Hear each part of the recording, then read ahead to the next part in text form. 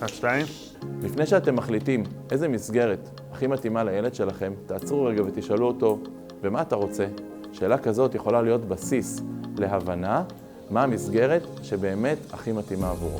במקום להסתכל על מה שחסר, בואו נבחר להסתכל על מה שכן יש. כי בסוף, בבחירה שלנו על מה להאיר זרקור, היא זאת שתקבע את עתיד הנער. אנחנו בנתיבים משתדלים תמיד לתת את הזווית של מה שטוב, של מה שיטיב עם הנער, כי אנחנו מאמינים שככה, בדרך הזאת, הנער יצליח. הרבה פעמים בשיחה עם הורים אנחנו שומעים בקול שלהם, בנימה שלהם, במילים אפילו שהם אומרים, שהם מבחינתם הגיעו לאיזו הכרה שהם נכשלו בחינוך, הילד נחשד במוסד שהוא למד בו, וחשוב להבין שזו טעות. אנחנו בסוף באים לדבר על ההצלחה, ולכן חשוב להבין שזאת הגישה.